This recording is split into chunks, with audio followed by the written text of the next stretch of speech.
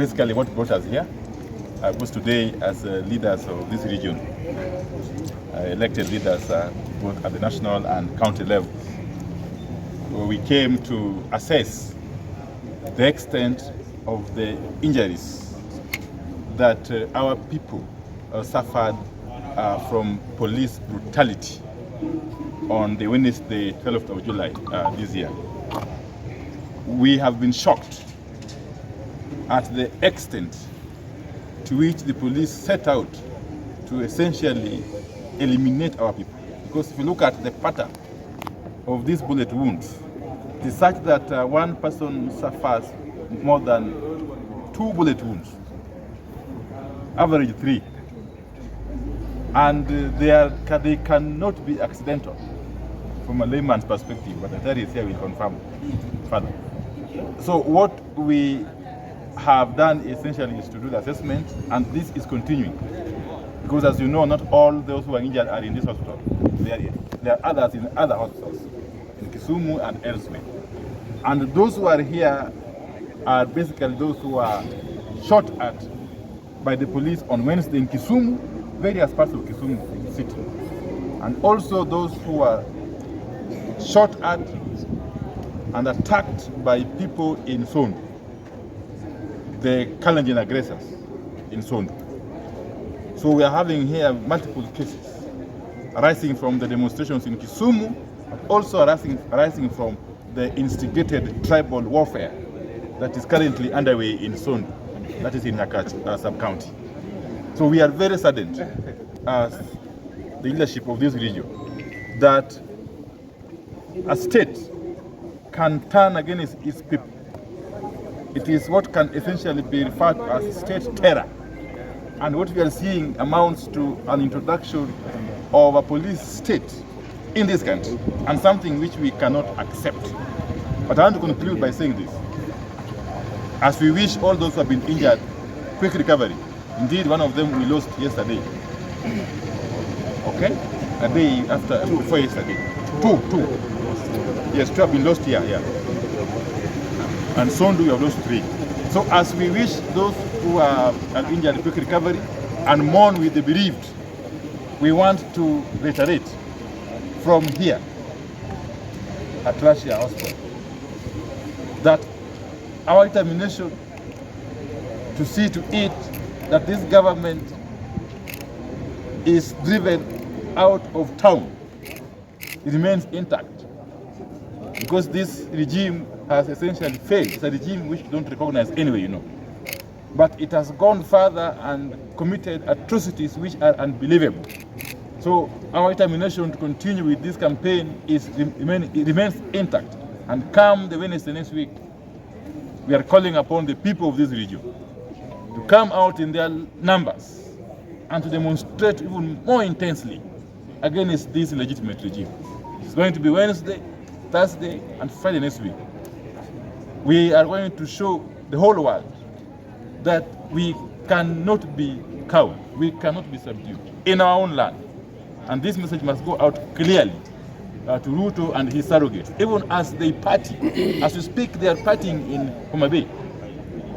They are holed up somewhere in Kanyipi, in Homa Bay County, celebrating. They are essentially dancing on the graves of our people. Ruto and his surrogates from this region are essentially dancing on the graves of our sons and daughters who have been felled by police bullets. So we want to tell them that this is basically the beginning, and this campaign is going to continue until the last drop of our blood. Thank you. Well, I don't have much to say except that by the pattern of the wounds that we see, these were not deterrent actions. These were actions that seemed intended to kill, because most of the wounds we have seen are actually in the hands, the upper arms, one on the chest. If the wounds are actually in the upper arm, that is not somebody who is deterrent, that is somebody who is shooting to kill. Because above the arms, the upper arms, you actually have the vital organs, and these are people who are trained. So this excessive use of force, and it looks like it is intended to kill. And therefore we will expect that the proper process should go on of doing postmortems. Proper postmortems should be done, and so that those who have been involved in this can actually be brought to book. We know they are the police, but I think it is quite clear where somebody was wounded, which officers were there, what guns they were using. You can tell the type of gun that were used from the wounds. Therefore, it will be very possible to know in this case such a people were actually involved in this shooting, and some action should be taken. This is actually intending to kill people, not to deter them from violence. Thank you. As the area MP, I want to say that the Mandamano for next week will continue from Wednesday to Friday. I'll be leading from the front as one of the soldiers of Raila Amolo Odinga. For the people who are admitted here, people who have been shot, we are saying that myself and the county government of Kisumu, they will not pay any bill. All their bills will be paid for by the county government of Kisumu as confirmed by the county officials. And where we need to buy drugs, where we need to buy some stuff early enough, my office will work with the relatives and those patients individually so that we ensure that our people who are injured do not continue suffering because they do not have any money. These people were aiming to kill the demonstrators.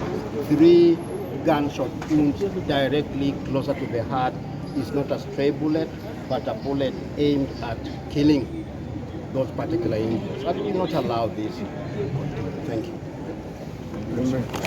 I wish to reiterate sentiments expressed by my colleagues, more so my leader, that any government that needs to do serious business, the immediate mandate is to protect the life and property of its citizens. What we are seeing now is a government that has turned rogue and is fighting against the people who elected. We will not be cowed. We will continue with our mandate and mission. Thank you. These are the bullets that have been collected from Sondu. Now in Sondu, instead of the police apprehending those Kalenjin warriors who are shooting at our people with bow and with arrows, they are shooting at our people. You see, the Luo people in Sondu are being attacked by the Kalenjin warriors.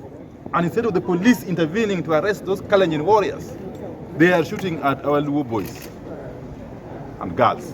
So this will not go unpunished. This is one of those cases that could essentially amount to crimes against humanity. Ethnic profiling, and if not checked, can essentially turn out to be genocide. So we are condemning this in totality. Today we understand that some government officers are headed to Sondu. We don't know for what purpose. And yet the office of the members of County Assembly of Nakacha here, Honorable Patrick Olombo Wade is here. And yet nobody contacted them. So they are coming to get one-sided story from the aggressors. We shall not recognize those so-called government interventions. If the government cannot protect our people, then our people are going to defend themselves in the best way they know. Okay? That message must go out loud and clear. Loud and clear. Thank you very much. Mheshimiwa, on the Sondu issue, some of them are saying that